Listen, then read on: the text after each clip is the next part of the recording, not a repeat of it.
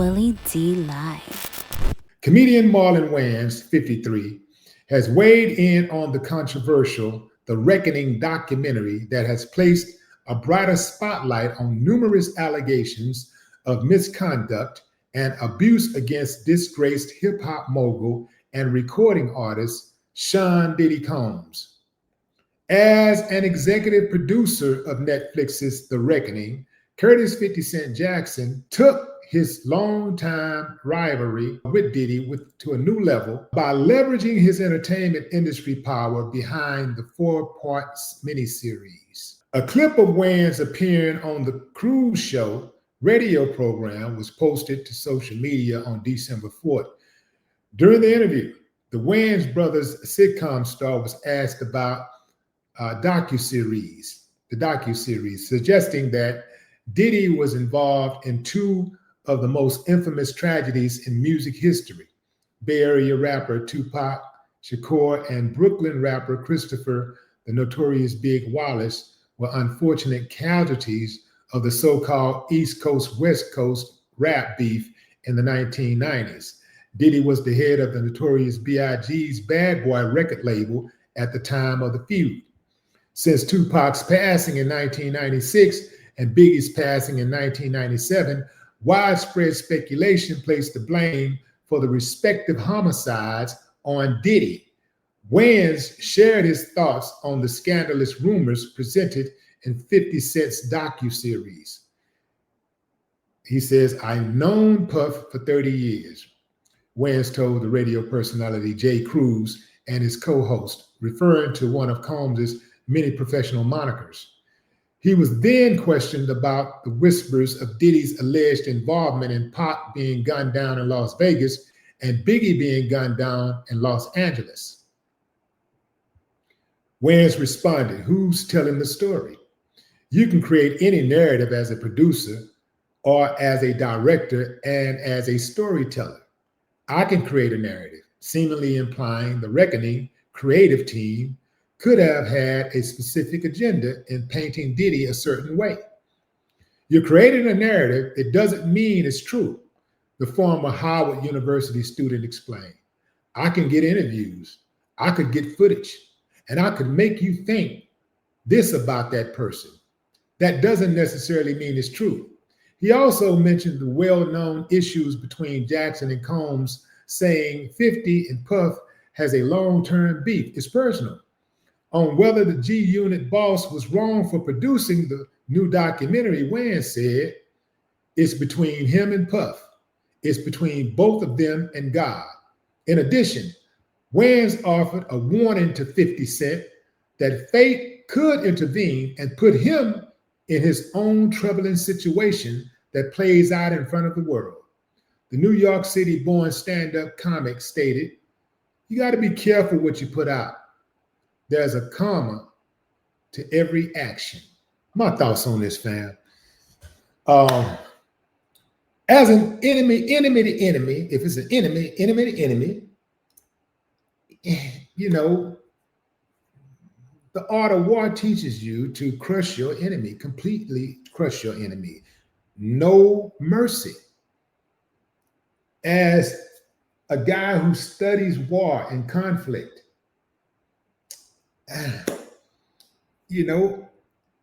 I can't really say he's wrong for putting out the hit.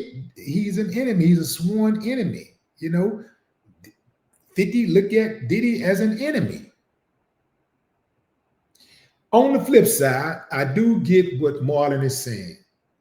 You have to be careful about kicking people when they're down, kicking a man when he's down, because the same thing can happen to you. I don't know if that's karma or coincidence, happenstance. I don't know if that's just the way things go. But I do know that that does happen often. A lot of times when you're dancing on people's grave, it comes back to bite you. So I don't know, how that'll play out. Don't even really know if when it come back to bite you, it came back to bite you because you did that particular thing. Maybe it was something else you did. Maybe it wasn't actually that, but I can guarantee you this. If 50 runs into any problems, if he runs into any legal problems, everybody is going to point toward that documentary as the reason why he ran into those problems. Everybody is going to be like, yeah, see that? See, you shouldn't have put that documentary about Puffy. You just see that? See that? So I don't know. I'm not one to believe in karma, but I am one to believe in a reaction for every action. I believe in that. I don't necessarily believe in karma because there are people that's living in this country right now who have done some of the most wicked things imaginable. And them bastards are still breathing and laid out on yachts, eating caviar, got servants, having a time of their life, you know, flying first class, living first class, got the best health care, in perfect health. Then you got those ones who lie on little 14-year-old boys and get them murdered, and then on their deathbed, they confess that they lied.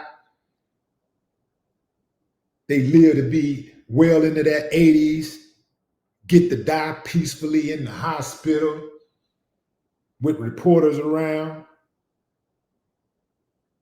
So many of them, so many wicked people who lived this life wickedly and did people dirty and told us that we gonna get our heaven when we die. But they had heaven on earth. They got to do whatever they wanted to do, and they lived any kind of way they wanted to live.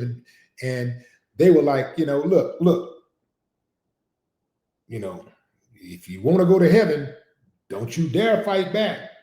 If you want to go to heaven, don't you dare say anything bad about Massa now. You know, like two wrongs don't make a right. It's amazing, fam, how they pulled that trick off. It's amazing how they got us with that.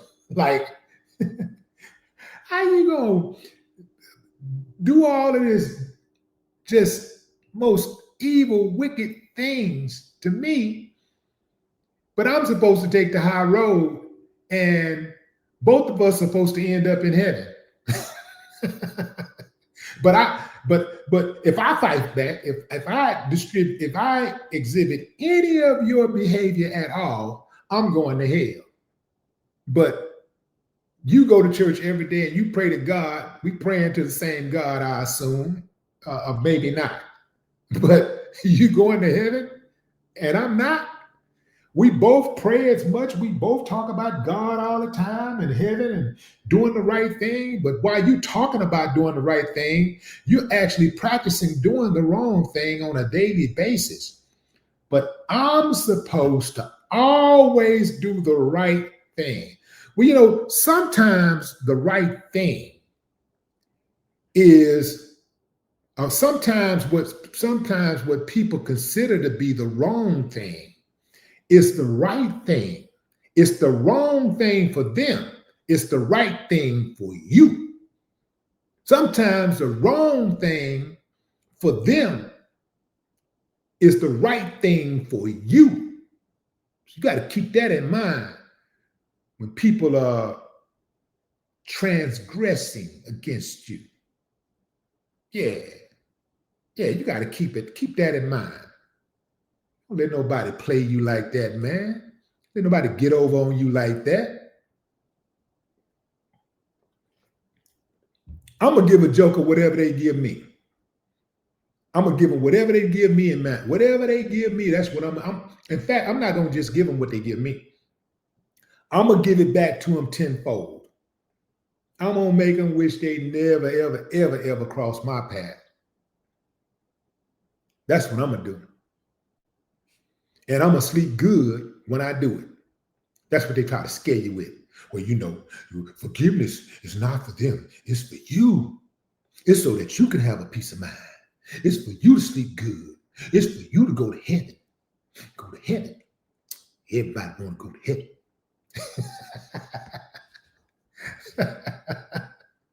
Nah, fam, I'm good on that. I'm good on that. I'm good on that getting pushed around stuff. I'm good on that.